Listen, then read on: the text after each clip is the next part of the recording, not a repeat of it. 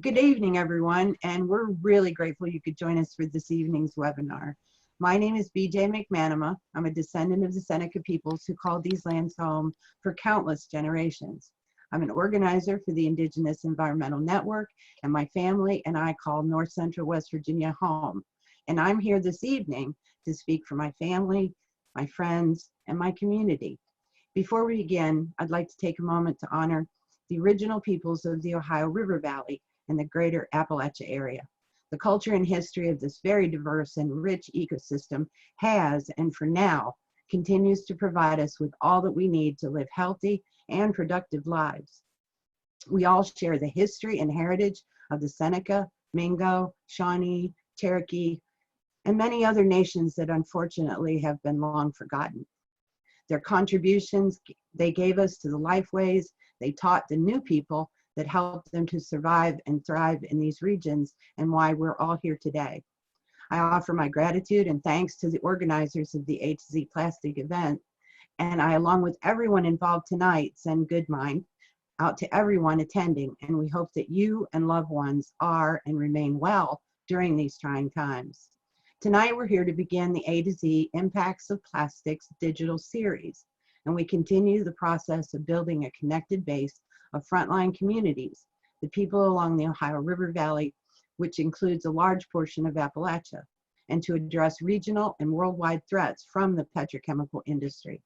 We aim to expose the threats and costs to those impacted by ecological devastation, and to continue putting forward analysis of industry actions in terms of the interlocking systems of poverty, racism, ecological devastation, and militarism.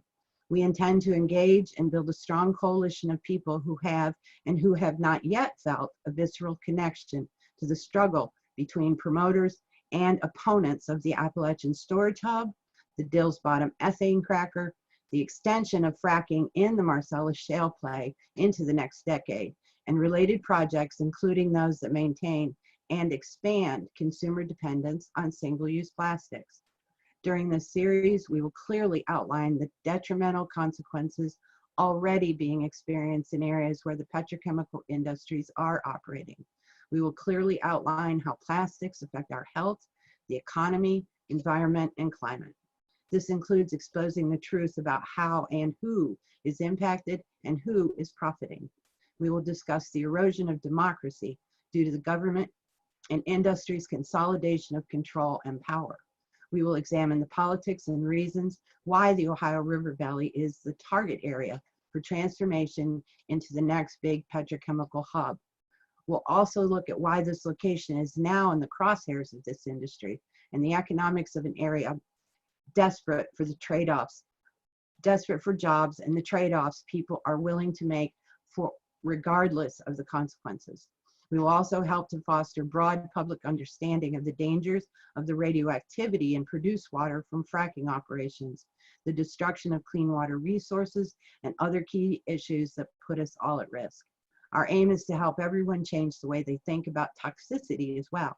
Is it just an inevitable part of the modern world? How much poison is too much? We will discuss behavior changes necessary to live without petroleum-based plastics and present successful plastic reduction projects in other communities.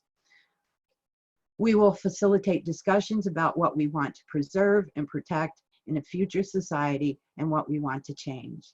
At this time, I'm now going to turn this over to Peggy Berry, our moderator for the evening. Thank you, Peggy. Off to you.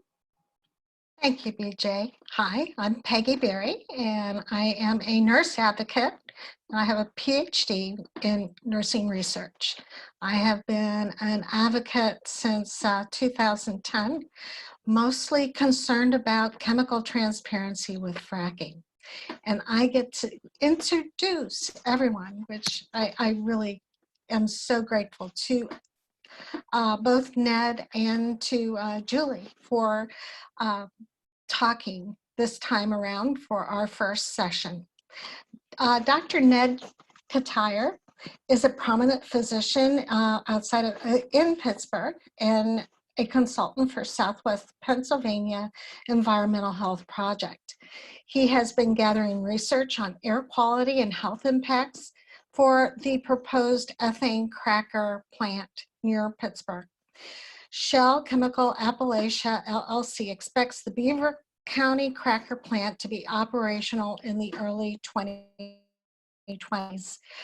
It will crack ethane, one of the components of natural gas, to produce ethylene, the building blocks of plastic. The air quality of the southwestern PA is already poor, and there are many more cancer cases that there were compared to other states. Dr. Ketyer will explain his findings and answer questions about known health effects of fracking and cracking natural gas. So I'm going to hand it over to Dr. Ketyer. And he and I are both climate reality leaders. We met in Pittsburgh. Thank you, Peggy. Can you hear me? Can hear you. Okay, let's see if I can get this going without losing a finger. Can you see my screen? Okay, very You good. can see your screen. And everyone, if you have questions, please put them in the chat as Dr. Ketyer continues his program. That way we won't miss your questions. Please put your questions in chat. Thank you. Thank you, Peggy. Thanks, everybody. I'm just really happy to be here. I'm very honored to be asked to come and speak with you about fracking and cracking and the impacts of plastic on our health. I live and work in Washington County, Pennsylvania, which is the most heavily fracked county in the Pennsylvania Marcellus Shale gas patch. I'm a medical consultant for Environmental Health Project and a board member of PSR Pennsylvania. My work mostly focuses on the growing evidence of health harms due to fracking, as well as those anticipated to arise from the new petrochemical hub being built in this region. In this presentation, I will talk a lot about fracking and cracking, but I will also take a brief look at the downstream health and environmental damage being caused by plastic pollution. Unconventional shale gas development has been underway in the Marcellus Shale region of Southwest Pennsylvania for more than a decade. In addition to methane, the region has abundant reserves of ethane, a liquid hydrocarbon used to manufacture plastic and other petrochemicals. The purpose of rapidly expanding fracking operations here is to establish a brand new petrochemical and plastics hub in the upper Ohio River Valley, far away from the US Gulf Coast and Cancer Alley, where the petrochemical industrial complex is currently situated. We now have abundant scientific and medical evidence that fracking seriously damages the health of people, the environment, and the planet's climate system. Fracked ethane will make its way to this ethane cracker plant currently being built by Royal Dutch Shell in Beaver County, Pennsylvania. This is one of the largest petrochemical and plastic factories ever built anywhere. Here, ethane molecules will be thermally and chemically broken or cracked into ethylene. Once this cracker plant is completed and operational in the next year or so, it will produce 1.8 million tons of polyethylene, enough to make 80 trillion of these tiny plastic pellets called nurdles every single year. At least 2 more ethane cracker plants are planned for the Ohio Valley over the next few years, with nearly 1,000 new fracked gas wells drilled every year in this region just to feed them. The life of plastic begins at the wellhead, where fracking for ethane is just the first of many threats to human health during its life cycle. The creation of plastic nurdles and the production of consumer products, most of which are designed for single use, compound the dangers. Until we decide one day that we're done with it and dump plastic and its toxic components into landfills and streams and oceans, into our air and water and food, and eventually into you and me. Science is quickly learning that the toxic emissions and chemicals associated with plastics are harmful to our health throughout our life cycle. Many are highly irritating to our skin, our gastrointestinal tract, and our lungs. Many affect the outcomes of pregnancies and interfere with fetal and infant growth and brain development. We now understand how some toxics act as endocrine disrupting chemicals, affecting human development and reproduction. Some weaken the immune system, some increase the risk of chronic inflammatory diseases, some damage organs directly, especially the brain, liver, and kidneys, and dozens of chemicals appearing in the life of plastics are linked to cancers in adults and children, including 55 individual chemicals used in fracking. Plastics are strong, they're durable, they're cheap, but these same properties that make plastics so useful in our society make plastics so dangerous when we throw them away. Once in the environment, plastic breaks down and erodes into smaller units, eventually becoming tiny particles called microplastics that can be carried by winds and currents to near and distant places. As this happens, the chemicals added to plastics separate and enter the environment, contaminating the air, water, and soil, and the food chain that we and our children depend on. Here is a list of people whose health is most vulnerable to environmental degradation caused by shale gas and petrochemical pollution. See if you can find yourself or a loved one on this list.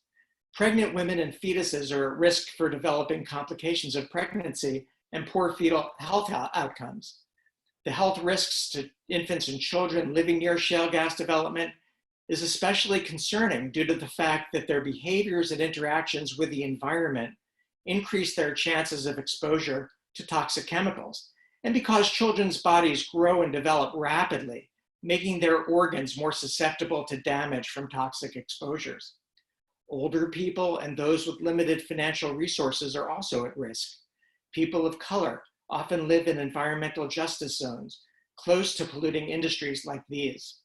Residents living in proximity to shale gas development who have chronic medical conditions like chronic lung disease, heart disease, and children with asthma are at higher risk for having exacerbations of those diseases. Industry workers are, of course, at high risk of acute injuries, exposures, and illnesses. Workers and athletes who spend a lot of time outdoors breathing polluted air are more vulnerable. And we shouldn't forget our first responders. In the US, the shale gas industry is not legally required to disclose the identity of the chemicals used in fracking operations. This secrecy puts first responders at a disadvantage when called on to respond to an emergency, and it puts their health and safety in danger. This is what fracking in Pennsylvania looks like. There are now more than 12,000 active shale gas wells in the state, which you see as the purple dots on this frac tracker map. Most of the activity is in the northeastern and southwestern parts of the state, and almost all of it has happened in the last 10 years. The green dots show where the compressor stations are that move gas along the pipelines, and the yellow dots indicate where all the violations have occurred so far. Fracking is inherently dirty and dangerous, and industry rules and government regulations can't fix that fact, especially when the precautionary principle is ignored. Shale gas extraction involves drilling a hole more than a mile deep into an ancient shale formation rich in hydrocarbons, then turning the well horizontally and drilling laterally a few miles more. Once the well is established, diesel engines pump huge volumes of fresh water, sand, and chemicals into the well under enormous pressure. The high pressure cracks open the shale, and sand keeps those cracks propped open, allowing the hydrocarbons to flow up to the surface. But it's not only the hydrocarbons that come back up. Solid drill cuttings and salty corrosive brine are contaminated with fracking chemicals, heavy metals, and other earth elements from the highly radioactive Marcellus Shale. Non-fuel gases like volatile organic compounds, polycyclic aromatic hydrocarbons, and hydrogen sulfide, the fumes of fossil fuels, return to the surface and contaminate the air we breathe.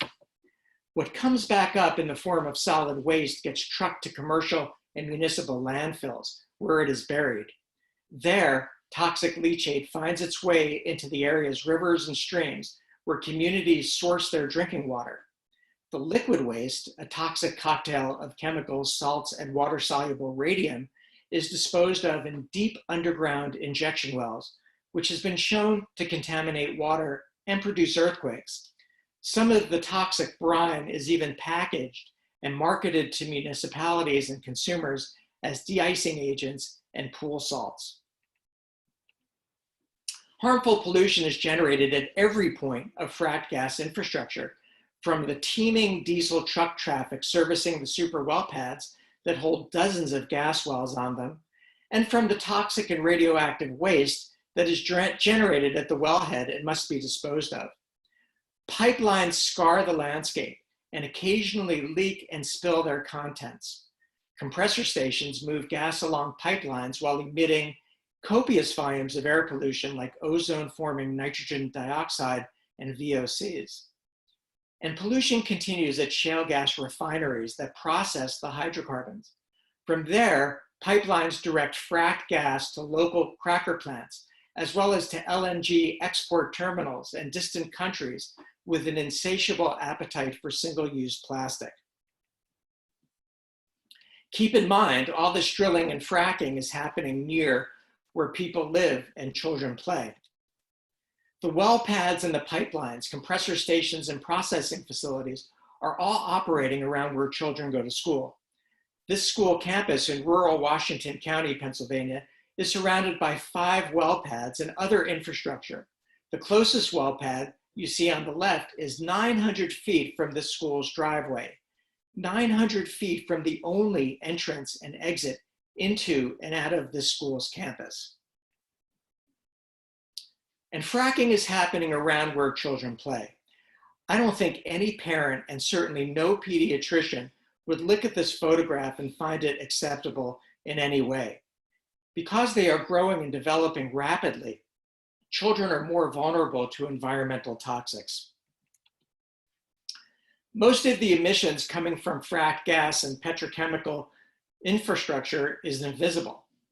My colleague, Leanne Leiter at Earthworks, loaned me this video to show you how looks can be deceiving.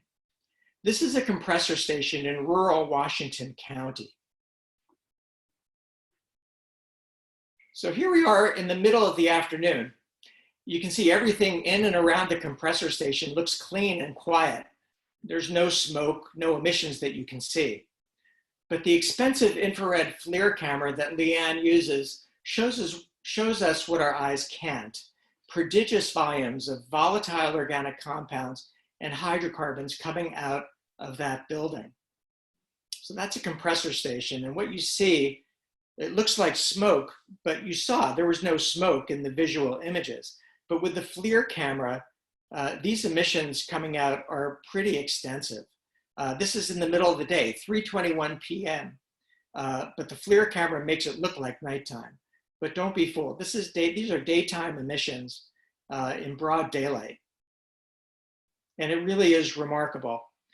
These are invisible emissions, and they're everywhere in the gas patch. And these emissions cause real harm to real people. Beth Weinberg and other colleagues at EHP conducted a community-based study that was published in 2017, which showed that people who live near fracked gas operations report many different adverse health symptoms.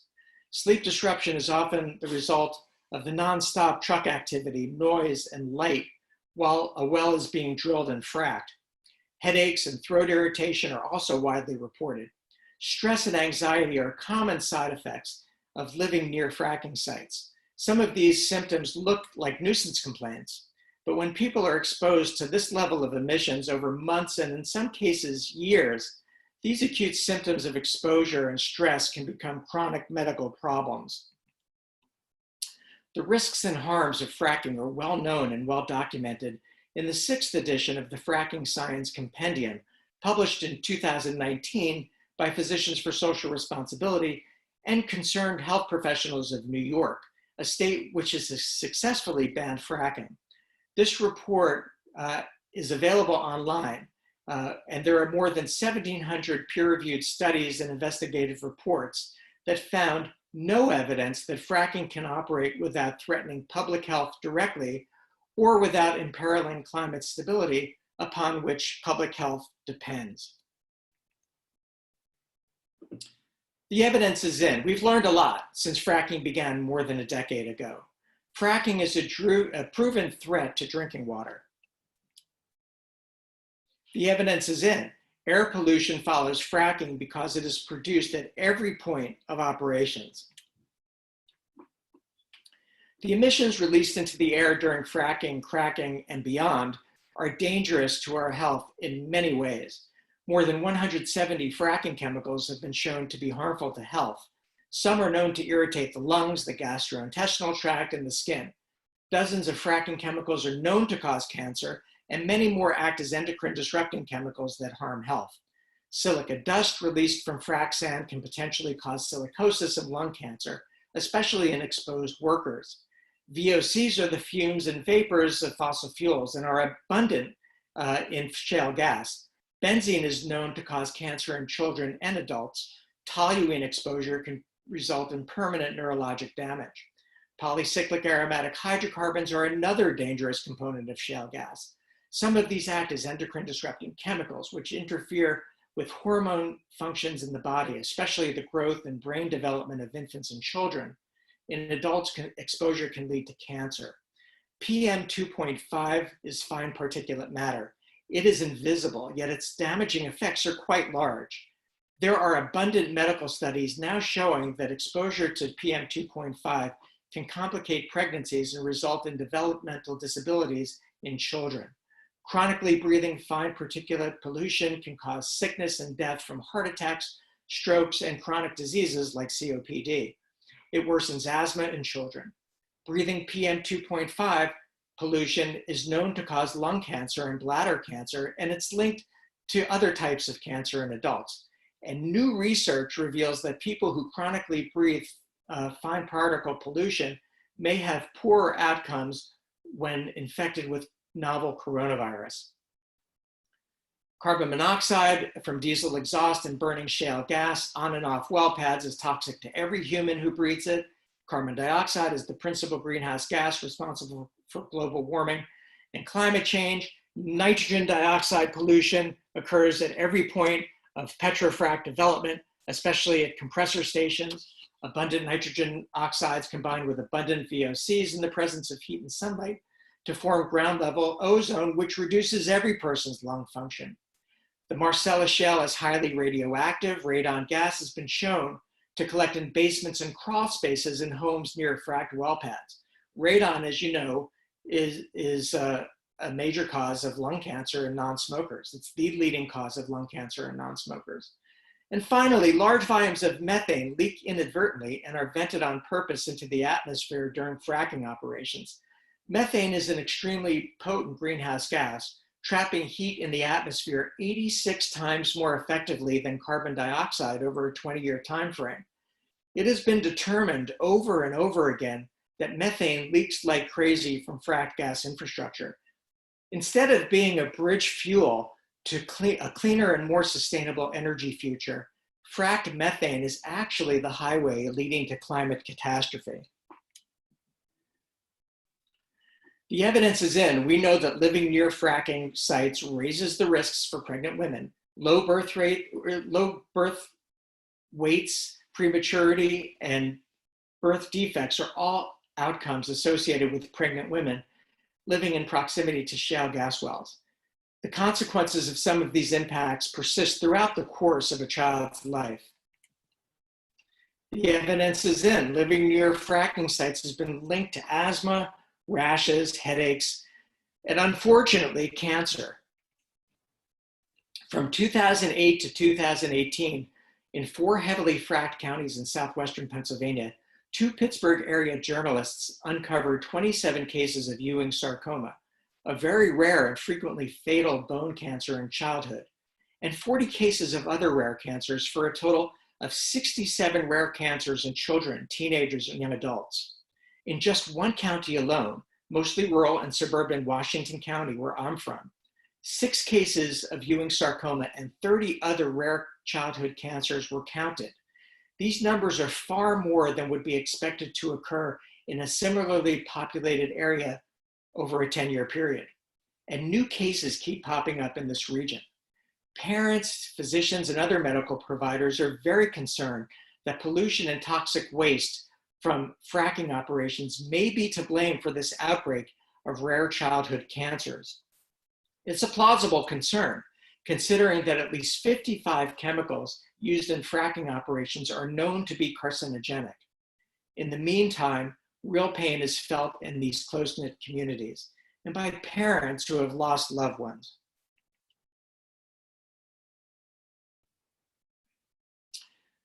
The evidence is in. Fracking brings noise pollution, light pollution, and stress. Crime, drug and alcohol abuse, sex trafficking, sexually transmitted infections, and traffic fatalities happen at higher rates where fracking takes place.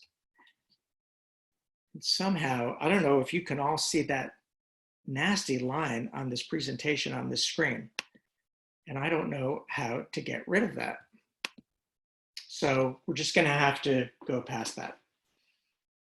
Fracking jobs are some of the most dangerous jobs in America. Workers who are exposed to physical injury, air pollution and chemicals and radiation may not have the personal protective equipment necessary and training necessary to protect themselves and their families from harm. Danger exists at every point of fracked gas infrastructure. Pipelines leak, corrode, spill, explode, injure, kill, and prompt evacuations. Water contamination is a danger for many who live along pipeline routes, such as the Mariner East 2 pipeline that runs through Pennsylvania. Let's zoom out from Pennsylvania's gas patch and look at what's going on in the rest of the upper Ohio River Valley. The orange dots in this frac tracker map indicate all the fracked gas well pads that are there mostly to extract ethane to make plastic. Here are the pipelines connecting the shale gas wells to refineries and then onto ethane cracker plants like the one Shell is building in Beaver County to make what nature doesn't need any more of, single-use plastic. Here are all the compressor stations which push the gas to the refineries, export facilities, and ethane crackers. The Shell ethane cracker plant is being built along the banks of the Ohio River in Beaver County, Pennsylvania.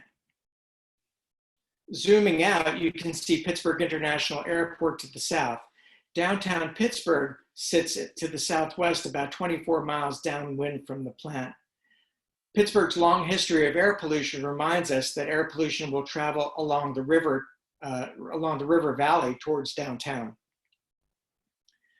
Pennsylvania DEP is allowing these air contaminants to be discharged in these quantities. We already reviewed some of these emissions, ozone-forming nitrogen oxides, cancer-causing VOCs, and disease-inducing PM 2.5. Ammonia is a central nervous system toxicant. Look at the CO2 equivalents, 2.2 megatons of planet-warming greenhouse gases each year, enough to obliterate any savings from the city of Pittsburgh's ambitious climate action plan. At the very moment when science informs us to urgently reduce fossil fuel consumption and plastics, fracking for plastics is both irresponsible and immoral.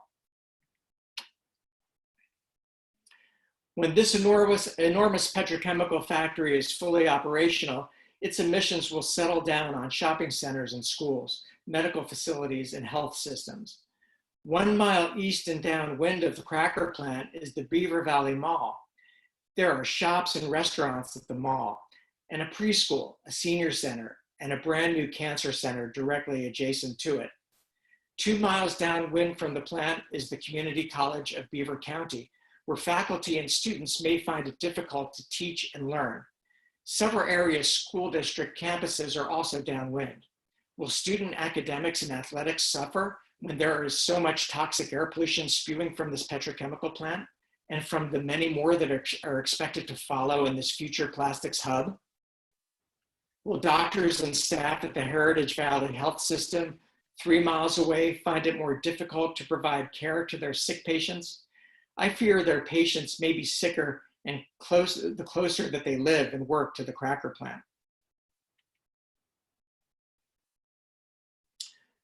There is a cracker plant being planned for Belmont County in Ohio, across from the Ohio River in Moundsville, West Virginia.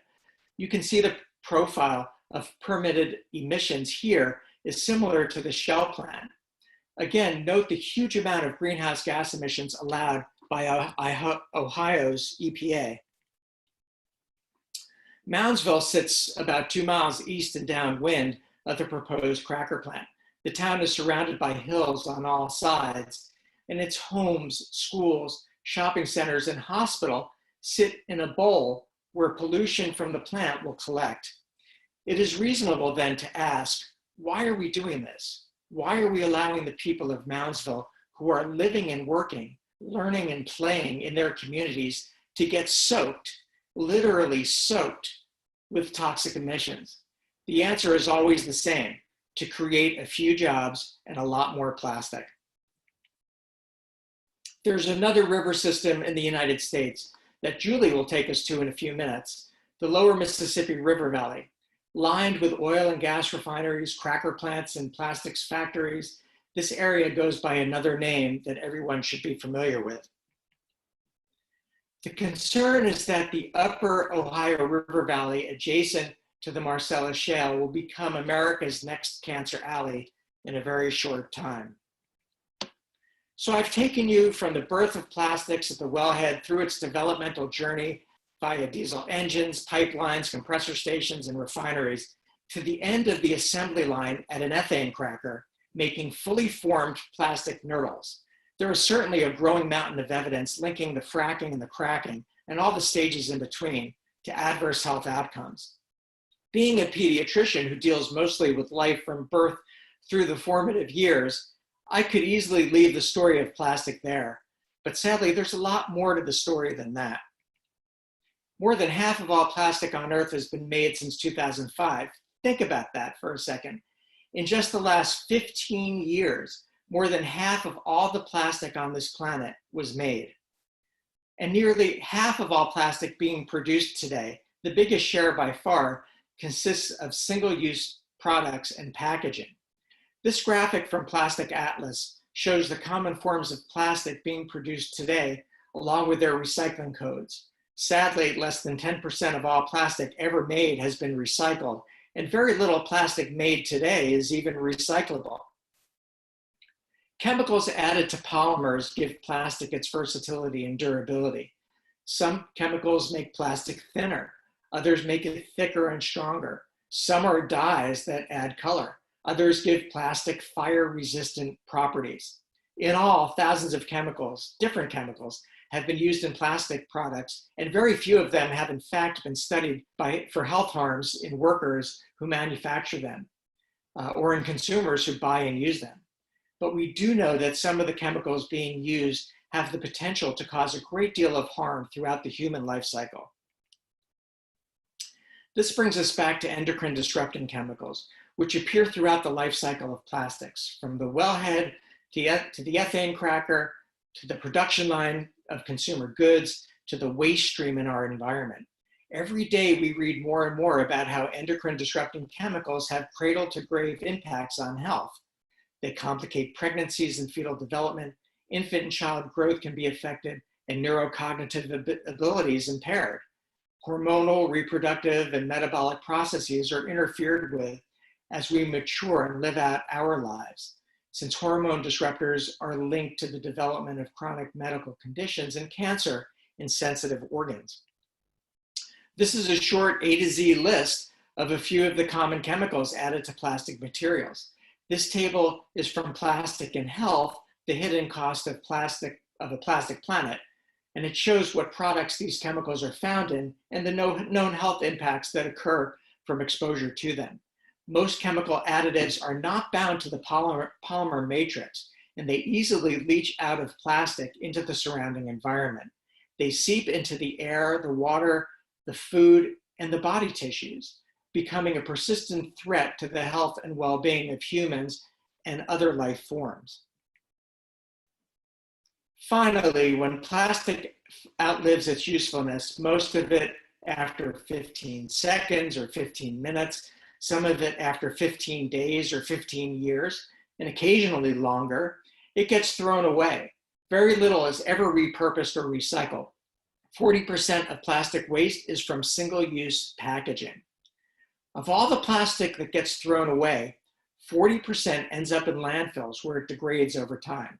Chemicals leach out of the plastic and potentially out of the landfill to contaminate air, water, and soil. 32% unintentionally or intentionally enters the environment directly. 14% is incinerated, often to generate electricity, and another 14% is either recycled or downcycled to a lower quality and less functional material.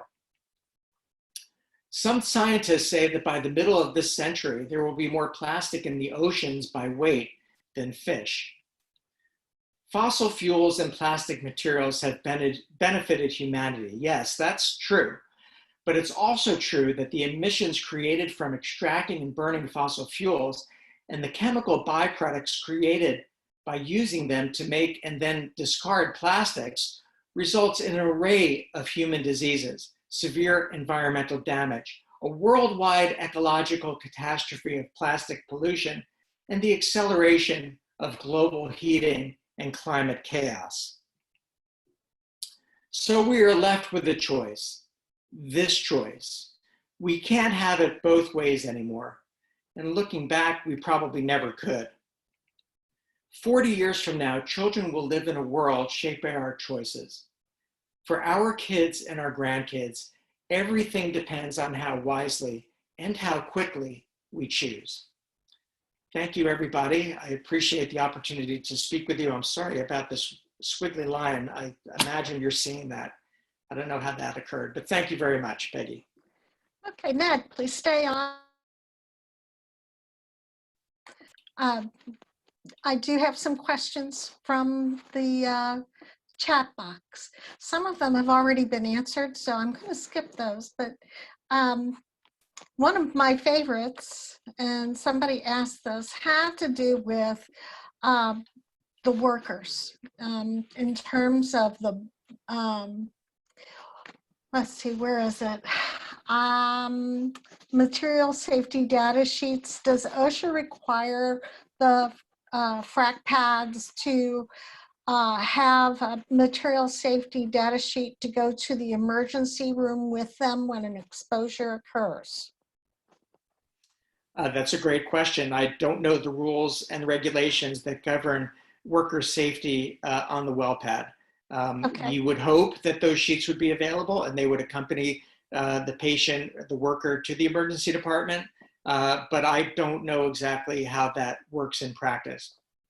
Okay, because we did have some comments in there regarding that workers are being asked to sign something so that they keep quiet about the exposure in exchange for treatment being paid for. So that was a concern.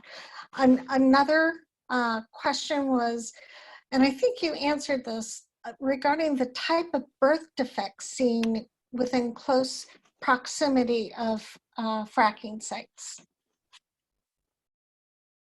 I'm sorry, one more time? The type of birth issues, or right. Like low birth weight, or right. So these chemicals, in fact, when you look at the profile of adverse impacts of pollution in general, it's a cradle to grave damage to the body, beginning with complications of pregnancies, miscarriages, small infants, low birth weight, prematurity.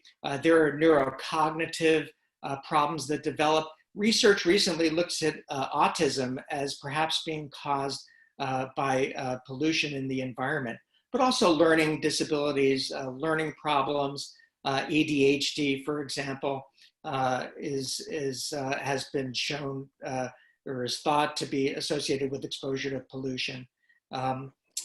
There are studies that show that congenital heart defects can be associated in women who live close to shale gas wells. Okay. Another question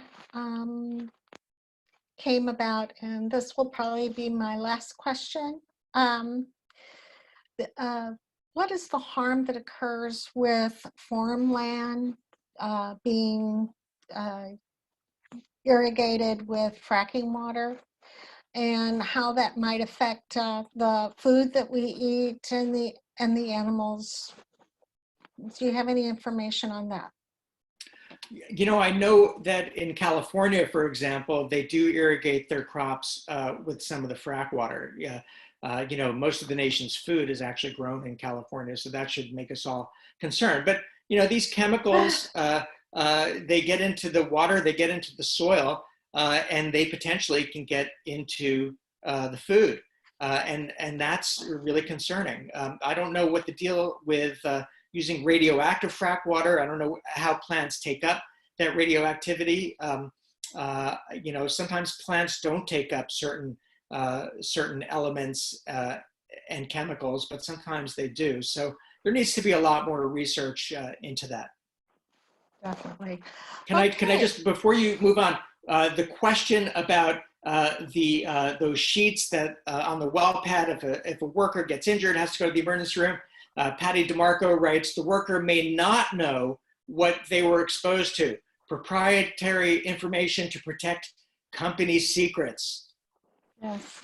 Actually, a group of us sued to get those proprietary secrets more transparent for the health of the worker, as well as for the emergency room treating the injured or exposed worker. Given the time, I'm going to introduce our next speaker. Our next speaker is Julie Dermansky. She is a photojournalist and a multimedia reporter documenting society's impact on the natural world and social injustices. She's based in New Orleans area, putting her at the ground zero to shoot the impacts of climate change and humankind's role in creating it.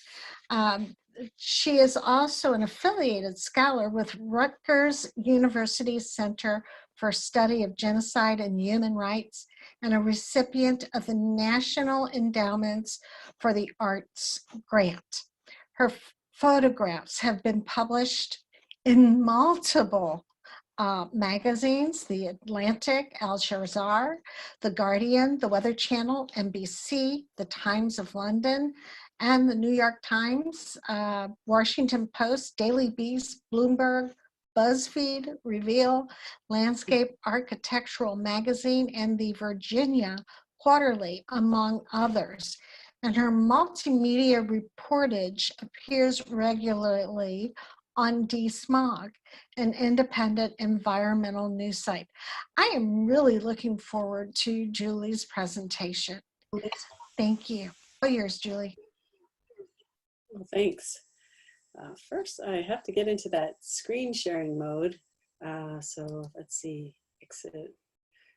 Let's see if I can remember this. Share, share computer sound, and got it.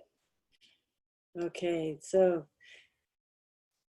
there we go. Do you all see my screen there? Did it work? Your screen's up and it looks good.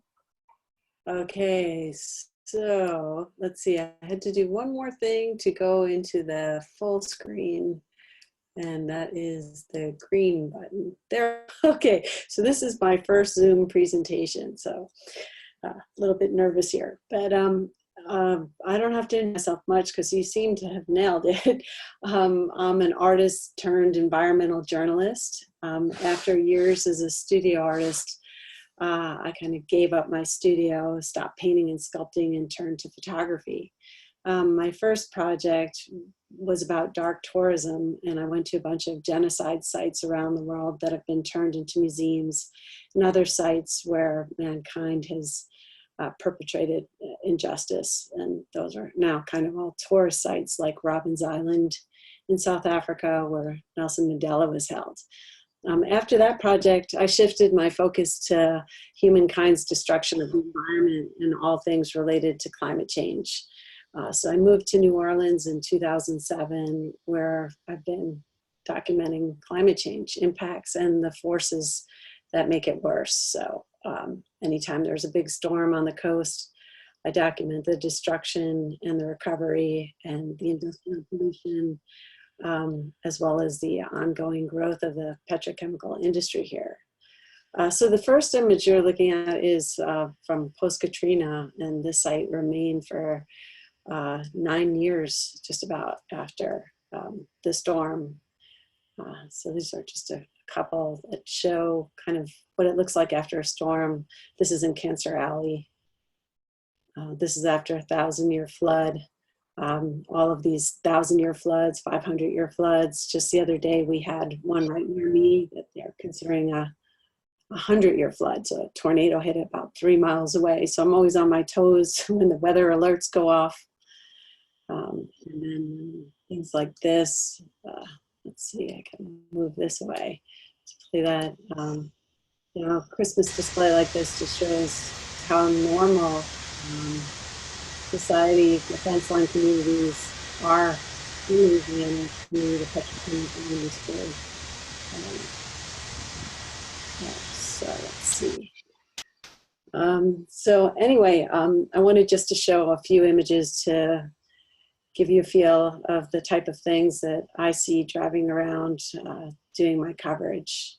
And this is a Christmas parade in Norco, where there are a couple refineries, and an aerial view that shows you how close communities can be to the industry. That's St. Rose to the right, which brings us now to what's going on with the coronavirus and how the impact from pollution are making people here more susceptible to getting it, as you've probably heard in the media. That image there is of Robert Taylor, so I'm getting ahead of myself. He's the head of the Concerned Citizens of St. John the Baptist Parish. So for the last couple of years, I've been focusing on Cancer Alley, though I've done a lot with fracking around the country, which was apparent in the last presentation, because I give my photos to some NGOs who are doing educational work. So it was nice to see some of my pictures used by the doctors. But anyway, the map shows that Cancer Alley runs from New Orleans to Baton Rouge. And you saw that, or maybe you didn't, there are over 100 petrochemical factories and refineries, and a lot more are on the way. We're not done here, just like you guys in the Ohio. The EPA identified sites in Cancer Alley as hotspots for toxic chemical releases in its last national air toxic assessment. And the report brought more media attention than usual to the area. And these days, it's not only Cancer Alley's pollution topping the charts, but the death rate to COVID-19 among African American communities along fence lines too. The death rate in St. John the Baptist Parish became alarming in early April, and the community continues to reel from the high death rate from the virus. So this picture here of Robert Taylor, he's sitting in front of his house, and he was just pointing up and down the road of different people who are either infected or have died of the virus. Let's see what I've got next up. Sharon Levine is the leader of the other community group that formed in the last couple of years, Rise St. James, which you might have heard about. She's been fighting against Formosa, trying to stop them from being able to build a $9.4 billion petrochemical plant that may very well look a bit like the Shell cracker plant in Monica, but I think it's even bigger. It's a whole complex. And they just got 15 different air permits site. both of the groups, well, that's let's see, Robert Taylor's group has been pushing back against this plant, which is owned by Denka and had been run by DuPont for 48 years. It's a synthetic rubber plant, and it emits many toxic chemicals, including chloroprene. Chloroprene at this point is only emitted here. It used to be at a plant in, I'm forgetting the state. But Arkansas, but they've closed that down. It's being admitted at higher levels that have been deemed safe by the EPA. And unfortunately, the state regulations are not nearly as tough on chloroprene as they need to be, in part because the EPA only reclassified that chemical as a likely human carcinogen in 2010, which makes that community's fight for clean air that much harder because there are no laws to say that the company has to do what the EPA has said is safe. And the EPA isn't ready to make a new rule because it's a 5-year process and it's really expensive. And they say that they usually just do that for chemicals that are emitted that impact lots of communities, not just one community. So that makes it really tough. In this picture, it shows the plant, and if you see the orange building, I don't know if you can see my mouse over it, but that's a school, and behind it are where all the people live, but that's a elementary school. And the group has worked really, really hard to try to have the students moved. That hasn't worked, though COVID-19 has managed to close the school down for now anyway. This is a picture of one of the parish council meetings that they went to, the community members, to try to get the company to lower emissions to 0.2, which is the level the EPA has recommended. They have constantly shown up at meeting after meeting, and now sometimes they're joined by Sharon Levine. This is her at one of the meetings in her parish. And this is a permit hearing. They all go to permit hearings and work together to show each other's group support. Usually these meetings would be empty, but they keep coming and they manage, if not to stop things, to delay projects. So these are photos from both sides of the river. And this picture here shows the end of the Bayou Bridge pipeline, where it ends at a terminal in St. James. And those houses are mostly occupied by elderly African Americans, many of them who have sicknesses that make them very vulnerable to COVID-19. You can see the oil tanks that often emit fumes, and they're barely monitored. The air monitoring system in Louisiana isn't set up in a way that would definitely protect the communities. It's in a variety of different places, though. In St. John the Baptist Parish, the chloroprene is being monitored now that it's become an issue. But that's how close the tank.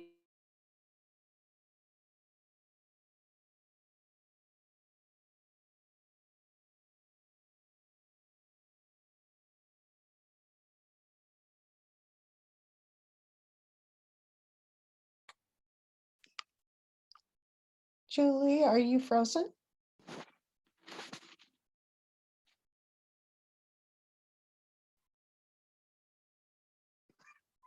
Does seem like it. Okay. Let's see whether we can get her back on board somehow.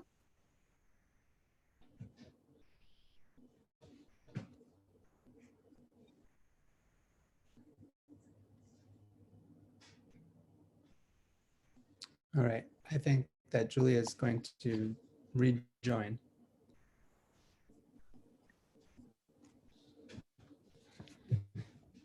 Have people So who I'll are on the just- call been down around the Gulf Coast?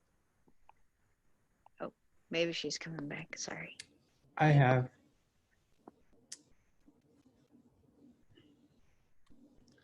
And Julie's back. I actually, she's back. Awesome. Okay, Julie, welcome back. I've been around the Gulf Coast and even through Kentucky, touring areas that have been decimated by the oil and gas industry. It's not a pretty sight, and Julie has really captured some great pictures as she comes back on board. Okay, so let's see. Oh, I don't know why. Do you guys still see me? Yes, we can see Let you. me. You're Okay, back for on. some reason, I don't see you guys, but that's okay. Okay, so I'm back to the march, and let's see. I've gone a little off my script here, showing the pictures, but So Julie, you'll need to share your screen again. And I do or don't? You do. And so to get back to there, just go to your dock and click on the Zoom logo. Okay. That'll bring us back to you. And There I'll it just is. Okay. say, great, thanks. Geez, so for some reason, when I click on the photos now, it's taking me to taking me out. How do I get it back to so that that doesn't happen? So go back to the Zoom app and then do the share screen. Okay, there we go. We'll share. And then share computer sound again, just in case. Okay, I got that. Did Perfect. I get that wrong again, or oh, there we are. Okay, and now so we can see your screen. Exactly, perfect. Okay, great. Thanks, sorry Julie. about that little delay. Okay, and again, these are some of the photos from the different protests. The Poor People's Campaign has come down to lend support. Sharon and Robert Taylor at the Capitol, and even with the pandemic, they haven't stopped. They're still protesting, you know, in ground zero for the pandemic, the people are still coming out. That's their state rep, who hasn't done much good for them, and Sharon visiting her church, which they leave open. But they've all been doing as much social distancing as they can. But, oh, now I've got a visitor here. Hang on a second. Okay, I knew that was bound to happen. So anyway, the pandemic hasn't slowed them down very much, and they're still fighting for clean air, despite their vulnerability to the virus. And they are scared of getting it, but it just isn't going to stop them because they're so committed to stopping new projects and stopping Danka from continuing to expose them to the chloroquine. So therefore, as you might have heard, there are already studies linking pollution exposure to one's likelihood of getting COVID-19. And no surprise, the industry in Louisiana is denying it's playing a role in hurting the health of those who live by its fence lines. And the state hasn't done much to address the connection between the polluted air and the spread of the virus. The health issues in the Black community are mostly blamed on their bad diets, and media accounts about the high death rate failed to mention the role pollution plays in the community's diminished health, which really is pissing people off here. Chemist Wilma Subra, who works for the Louisiana Environmental Action Network, explained that Louisiana's health department has shown that many of those dying from COVID-19 have health conditions, including respiratory illnesses and congenital heart failure that are associated with the long-term chemical exposure. The very type of exposure you get from living near these petrochemical plants. Many in St. John the Baptist who live near the Danka plant have some type of respiratory issues. And in St. James, 5th Ward, where Sharon lives, there are numerous plants and the people have the same type of problems. The recent Harvard study links to particulate matter, exposure to particulate matter to one's likelihood to contracting COVID-19. So the Denka plant has specifically denied any role in contributing to the issue because they say that they're operating within their permit living limit for the particulate matter, which is true. But the scientist Wilma pointed out that exposure of toxic chemicals, including small amounts of particulate matter, have a huge impact on the lungs, making fence line community members vulnerable to the virus. Impacts from pollution are cumulative. They aren't just about one thing. The particulates can go deep into your lungs and stay there. That's why it's an issue for those at risk to the virus. Now Formosa and Denka reps are pointing out that they make components for the medical industry, not just throwaway plastic, which makes their plants essential, but haven't qualified how much of their product will be used for that. Fear of catching the virus, like I said, isn't keeping them at home, and they're continuing to plan events to make sure that their voices are heard. One of their biggest fears is that they're just wiped out and no one knows what's going on there. Let's see, so there's Wilma. Okay, and now I'm jumping to the source of where some of the material from the Permian Basin is going to make its way to the Gulf Coast and even to you guys up north. This is a video that shows kind of the hub in the Permian Basin. You can stop many different places and see this kind of activity going on. Hardly shows the slowdown of any kind of drilling operation. It's just standing in one spot and around with a cell phone. And then this landscape also gives an idea of what we're doing on public lands. This is public lands outside of Carlsberg. And all of the black tubing is used to produce water, which is wastewater. Oil.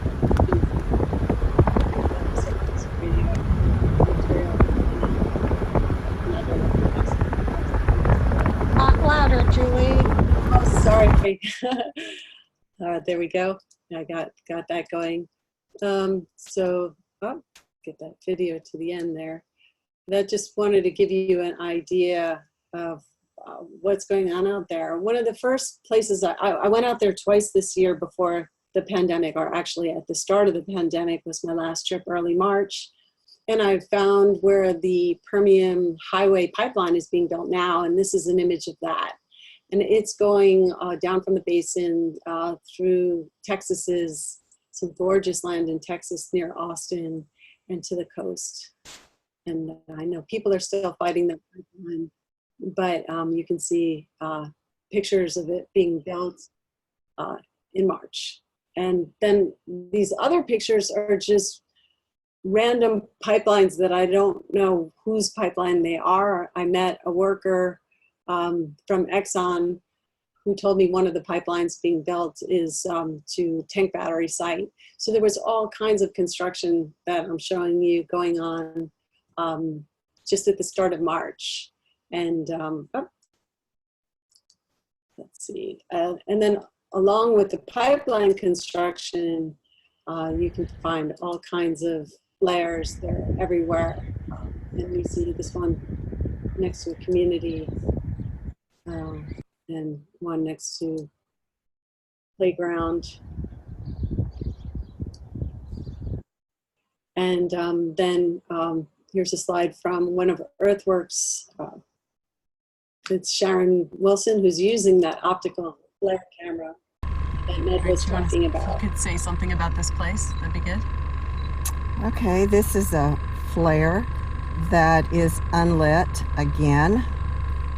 And so when people get really upset over flares that have a big flame coming out of them, I don't blame them. They look scary, but this is a kind of scary that you can't see, and it's way worse for health and the climate than a lit flare is.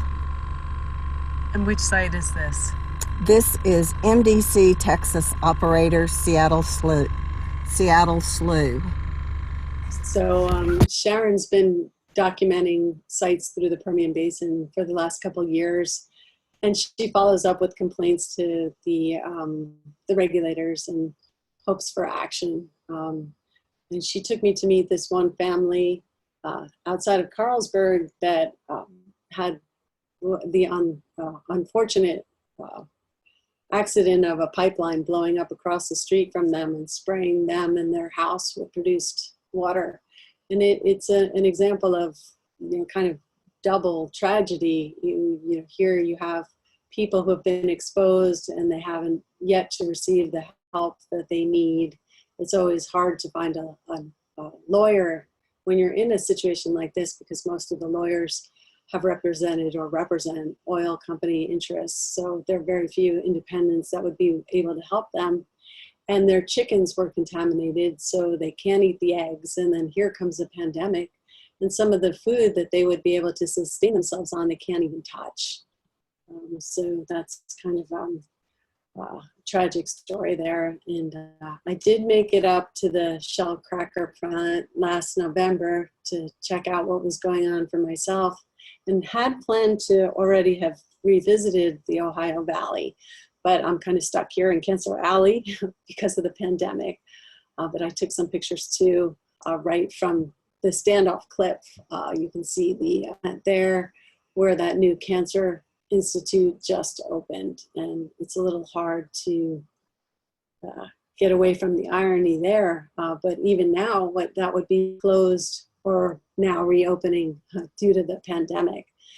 Now, these are the last slides I've got, which are images of open Louisiana protests, which you haven't heard too much about because it's a smaller group of people than some of the northern states. But they're being funded by the same groups and people that are funding the climate denial movement, which you can go to DeSmog, and there's all kinds of reporting on that. It goes to show you how difficult it is to fight back to stop these things, because basically there's industry capture, and lobbyists are telling politicians what to do, and the politicians are bought and paid for.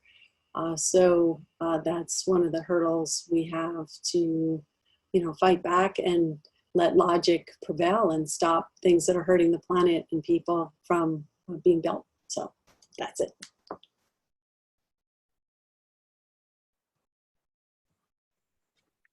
Thank you so much, Julie. That was an incredible display of pictures, especially how massive those oil refineries are, and as well as the chemical plants. I believe you were saying chloroprene. Is that correct? Yeah, that's correct. That's how you say it. Yeah, and Okay. it's used to make neoprene, which is in wetsuits and other like tires, specialty items. And only recently the company started making it clear that they're also it's used to make some specialty medical stuff. But we've never heard that before until the pandemic. The people in the Coalition Against Death Alley want to see the plants closed down, at least until the pandemic's over, to give the communities a break, if not altogether. But they're fighting, the industry's fighting back, saying they're essential. And there are COVID deaths that are fraudulent, right? and you are correct. Those people living in the communities, the pollution itself makes them more susceptible to cancer, to COVID. Dr. Ketyer, is there something you want to add to that presentation? Well, I think the photographs were really remarkable. It's really striking to me how you have residents in Cancer Alley in Louisiana who are fighting this, and they're not getting anywhere in fighting it. And a lot of it has to do with the resources. They just don't have the resources to fight it. It's really an uphill battle. I'd like to think that we have the resources here in Southwest Pennsylvania to fight the coming petrochemical hub. We certainly have environmental health advocates that I am aligned with, fighting very hard to really to put a stop to it. It's just from a health standpoint, this is terrible. From an economic standpoint, it's nonsensical. When the demand for plastic is going down and down and down, and when we need to keep the fossil fuels in the ground. So, hopefully more and more people will stick to the science.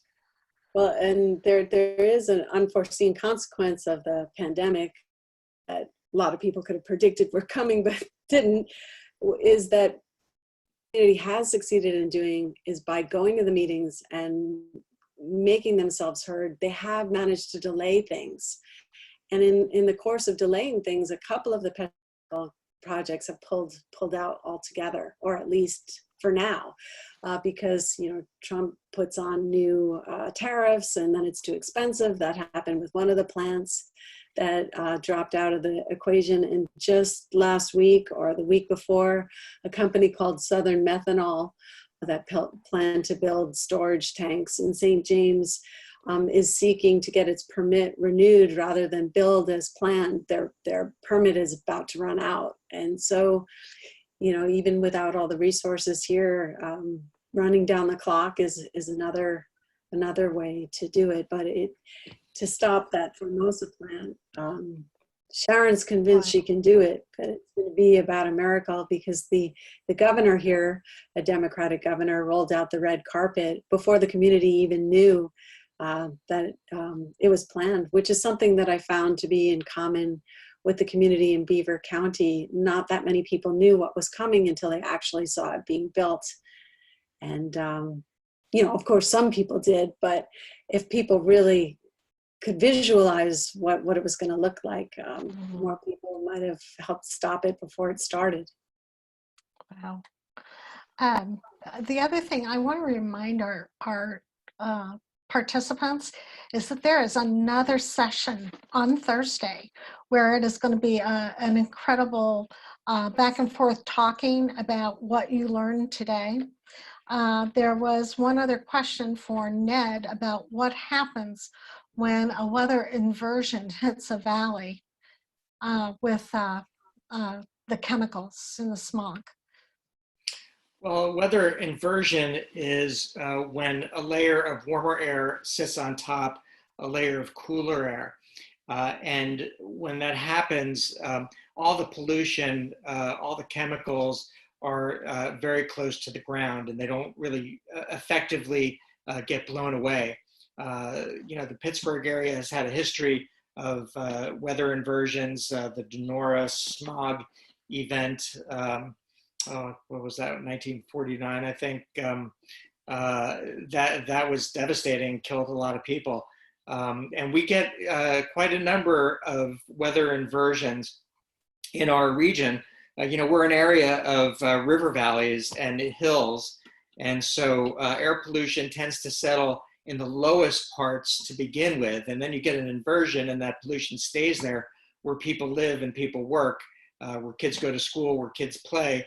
And that becomes, there are more dangerous exposures when that happens. And, the Pittsburgh area is also home to many industries that produce really a lot of pollution, a lot of air pollution, and that's a problem in this area. Okay, thank you. BJ, is there anything else that we need to discuss on this call before we tell you thank you and we're done? Yeah, I'd just like to thank you, Peggy, Ned, and Julie for sharing your time and your knowledge and perspectives this evening. I don't know about everybody else, but I've been working with this for a while and I learned stuff tonight. So I am very grateful. I'm also honored and I'm humbled working with so many people that have the dedication and love of our communities and the future for our next 7 generations. It's just words don't even don't even get there.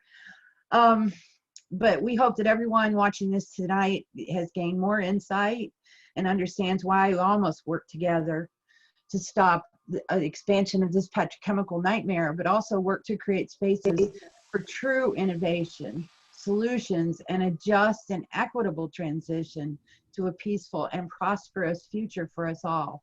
We also hope that you will join us Thursday at 7 p.m. Eastern Daylight Time. It's going to be a less formal, but an equally or even more important event. And we're going to ask you to share your stories so we can get to know one another better, find ways to change this trajectory we find ourselves on now. We also ask for you to share this information with your communities, family, friends, neighbors. We will have this recording of the webinar available online for you to share, for us to go back over it. There's so much I know I don't remember all of it, but it's a wonderful resource if people have questions. Share it on your social media. We'll have links for you. And keep an eye out for an email with links, especially if you signed up on the campaign page. It will include dates and times for the continuation of this series. And remember, you can go to People Over Petro too. You can go to the campaign website and ask questions, get contacts for people. Just stay with us, and I'm so grateful. May you and your loved ones, your community remain safe and well. Good night from me and mine. And now I'll pass it back to Ryan, who's going to have a little more technical information about our forum and other information. Thank you so much, Ryan. And thank you everyone for the gift of your time this evening. Take care. Thank you, BJ. Hey, Ryan? thanks so much. Yeah, thank you everybody for coming in. I'm just going to tell you a little bit about how the forum is working here. And I'm going to post a link in the chat to it right away. This is where you can join. You can actually join with a Facebook account if you want to. It's really easy. You don't have to create anything new necessarily. But the way that it works is it's a private social forum for this series. So you can bring questions, comments, things that came up, and we can all participate and get in touch with each other. And I'm going to share my screen because I just want you to see that it's also where you can find out about, and let me see, you can see the A to Z Plastics video is here. This is the group. You can invite other people to join it with you.